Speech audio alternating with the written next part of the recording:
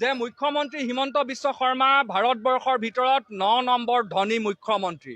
9 number ধনী মুখ্যমন্ত্ৰী কিন্তু মানে গম পাইছেনে, তেওঁ কিন্তু 20 নম্বৰৰ পাছত নাই, তেওঁ তলৰ পৰা 5 নম্বৰত নাই। কিন্তু আমাৰ ৰাজ্যখনৰ অৰ্থনৈতিক অৱস্থা, ৰাজ্যখনৰ সামাজিক অৱস্থা বা অন্যান্য ক্ষেত্ৰত আমি কি হৈছে, আমি তলৰ পৰা 5 নম্বৰত আছো।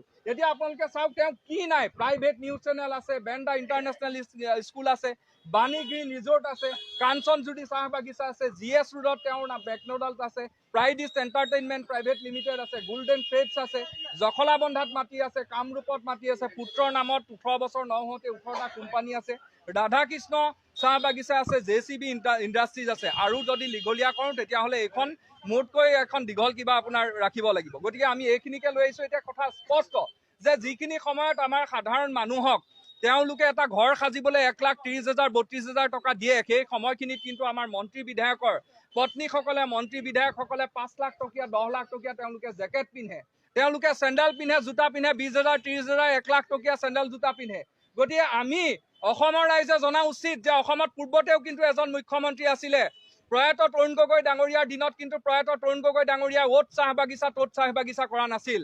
আজিৰ তাৰিখত কিন্তু আপোনালোকে চাওক যে মুখ্যমন্ত্ৰীজনৰ যদি ক'ৰবাত এখন চাহ বাগিচা হৈছে, তাৰ পাছত আকৌ 2 মাহমানৰ পাছত আকৌ এখন চাহ বাগিচা হৈছে, আজি যদি এটা কোম্পানী হৈছে তাৰ আকৌ 2 মাহমানৰ পাছত আকৌ এটা কোম্পানী।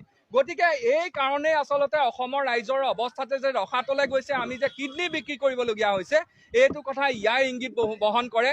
আৰু আমাৰ মূৰৰ ওপৰত যিটো ধাৰ হৈছে যে 48,000 টকাৰ যিটো ধাৰ, এই ধাৰৰ অন্যতম কাৰণ হৈছে এই যে সা সম্পত্তি, এই যে মন্ত্ৰী বিধায়কসকলৰ সা সম্পত্তি, এই যে মন্ত্ৰী বিধায়কসকলে আপোনাৰ ৰেংলাৰ গাড়ীত ঘূৰি ফুৰে, এই যে মন্ত্ৰী বিধায়কসকলৰ পত্নীসকল ল'ৰা ছোৱালীবিলাকক আপোনাৰ আমেৰিকাত কোটি কোটি টকা দি পেলাই পঢ়াইছে, এই যে মন্ত্ৰী বিধায়কসকলে আমালৈ অহা গীৰ গাইবিলাক তেওঁলোকে উদৰস্থ কৰিছে, এই যে মন্ত্ৰী বিধায়কসকলে আমাৰ হ'বলগীয়া সকলো যিবিলাক আমাৰ ৰাইজৰ নামত আহে তাৰ খৰচ ভাগৰ পাৰ্চেণ্টেজ লৈ পেলাই তেওঁলোকে এফালৰ পৰা গোটেই দুৰ্নীতি কৰিছে।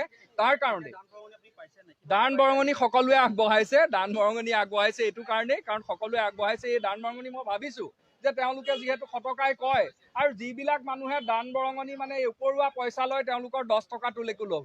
গতিকে আমি ভাবিছোঁ আজি 100 টকাই নুঠক, 200 টকাই উঠক, এই পইচা আমি সংগ্ৰহ কৰি পেলাই আমি মুখ্যমন্ত্ৰীৰ পৰিয়ালৰ লগতে আমি অন্যান্য যিসকল বিজেপিৰ মন্ত্ৰী বিধায়ক আছে তেওঁলোকলৈ আমি